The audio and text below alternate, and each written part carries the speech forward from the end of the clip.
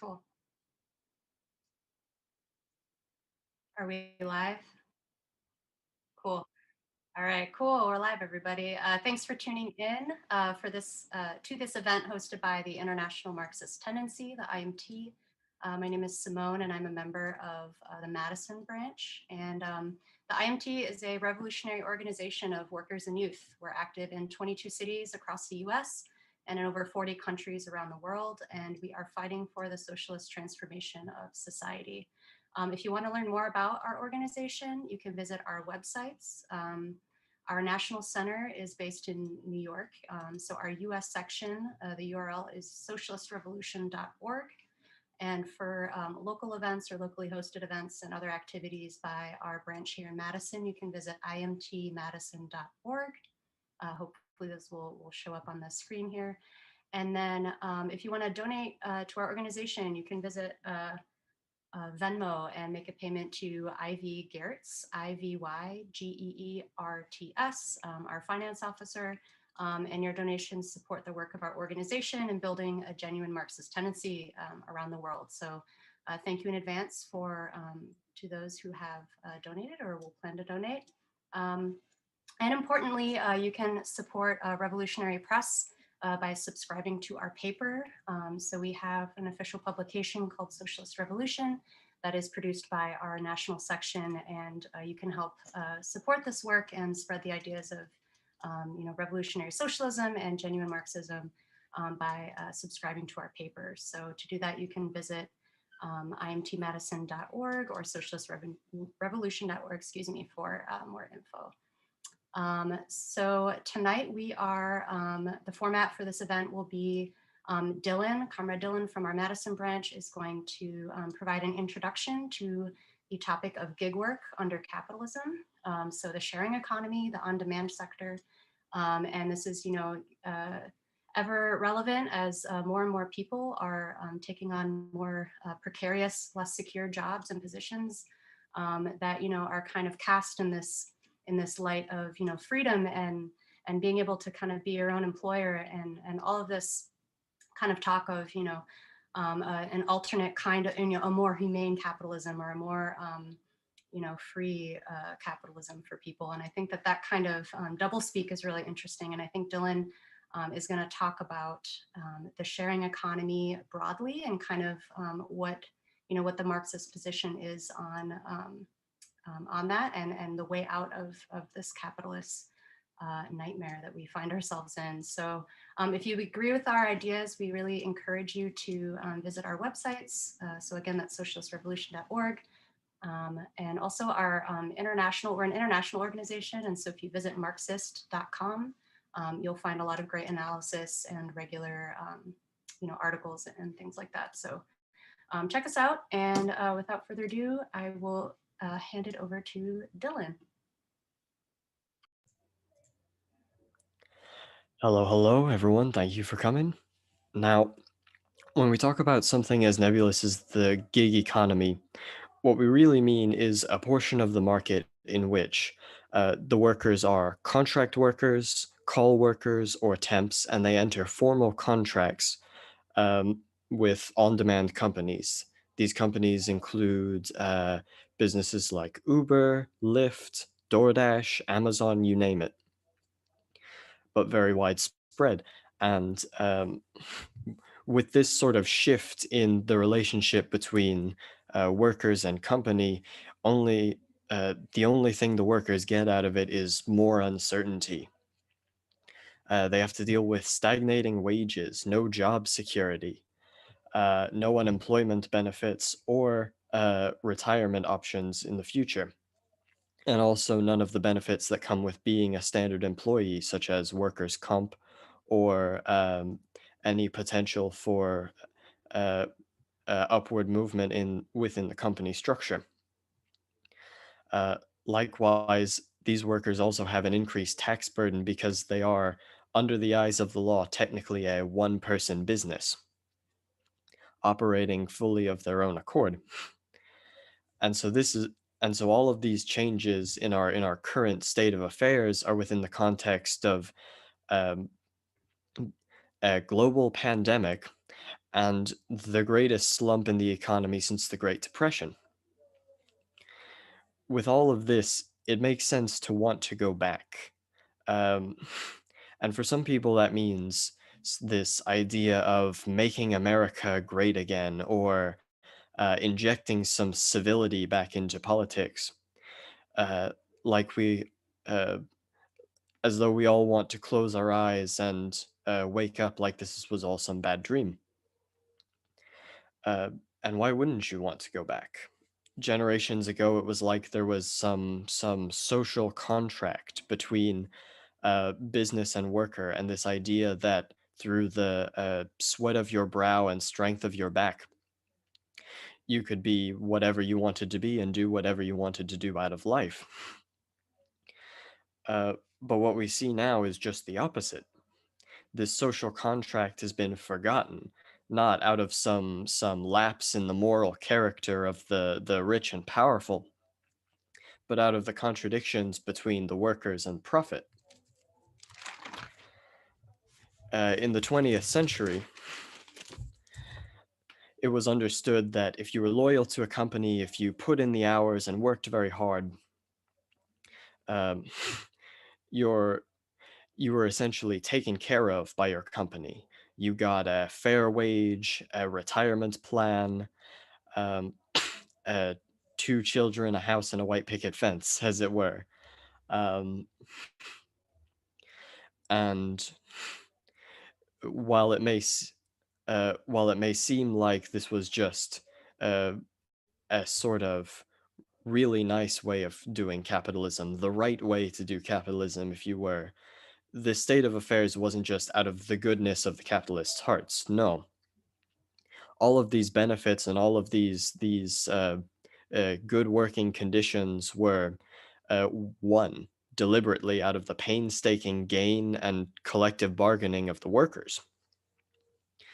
In fact, the highest number of strikes in 1 year wasn't in the 20s or 30s, but in, I believe, 1953. We all When we start to really see these better conditions for workers and a robust welfare state. Likewise, this was also right after the Second World War, and in that war, the productive capacity of the nations of all of Europe and Asia was just utterly decimated, purely by how brutal and horrible the conflict was, uh, leaving the only game in town to be the United States and the United States industry. And so they had very little for competition, meaning they could spare some change and give some benefits to the workers in order to increase productivity. But now the game's changed. Uh, the companies now have to compete not just for profit, but to survive in the almost brutal nature of the market. Um, we are in a stage not just of sporadic booms and busts in the economy, but over long periods of time, the general decline uh, and stagnation of economic growth. And so these companies, purely out of necessity, have to um, pull a few punches and uh, make cuts to the benefits and conditions of workers to continue extracting profit. Um, with all that in mind, the companies really have no choice. It's the uh, contradictions within the capitalist system itself that drive the worsening conditions of the workers. Uh, this is why we have to change the game. We can't hope to go back, but hopefully we can look forward. But to do so, we have to understand clearly where we stand now and uh, have a very defined plan and program for how to change society. There are a few myths perpetuated about this new face, this new vizier that's been put on capitalism. Um, The idea that there is no more working class, uh, and that this new wave of contract workers is just the working people showing entrepreneurial spirit. I would like to dash these rumors.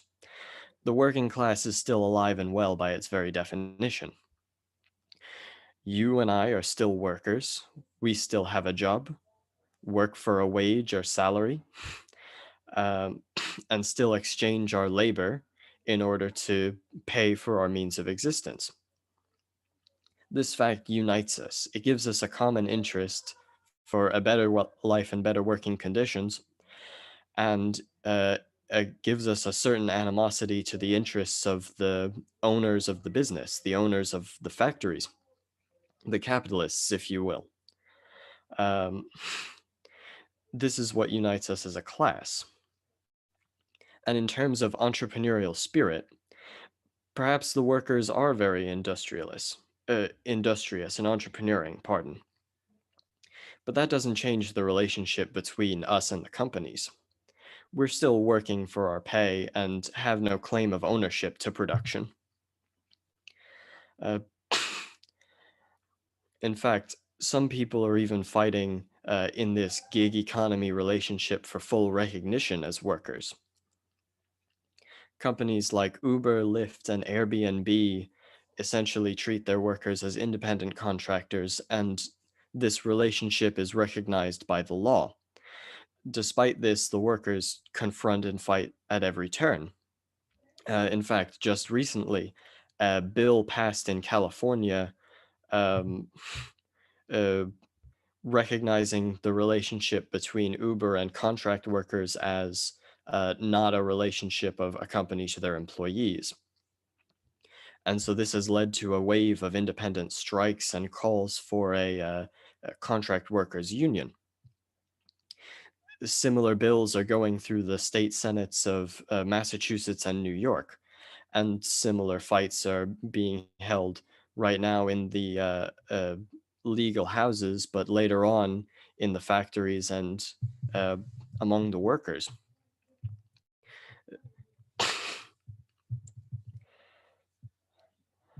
Um, it's clear, though, that despite the very hard earned and hard gained uh, fights of these workers, uh, these movements are inherently disjointed.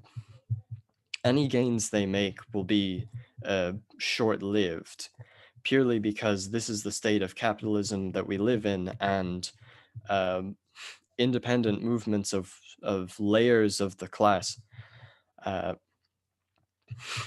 can't resolve the contradiction between workers and profit on their own. It's become abundantly clear that we need to build institutions of workers' power. We need to protect ourselves from the ruling class, the capitalists, putting the brunt of economic crisis on us.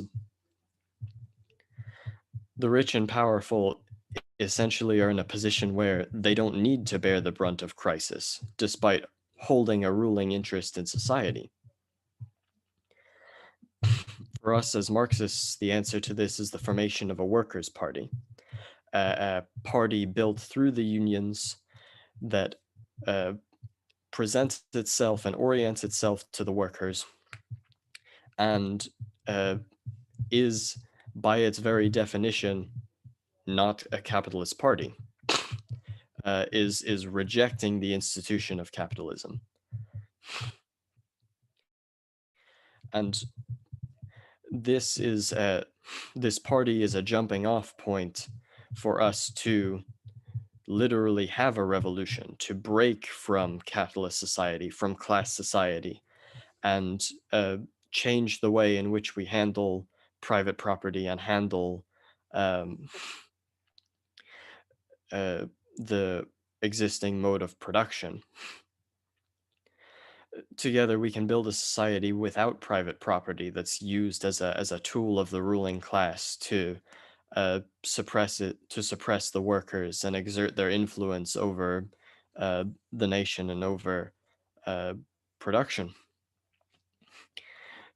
A society where we have communal property and where there is no predefined line between a working class and an owning class.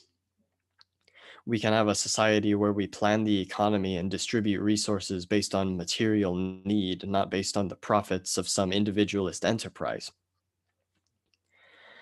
And be, uh, we can have a society where we fight oppression and defeat reaction, because at this stage, it's either socialism or barbarism.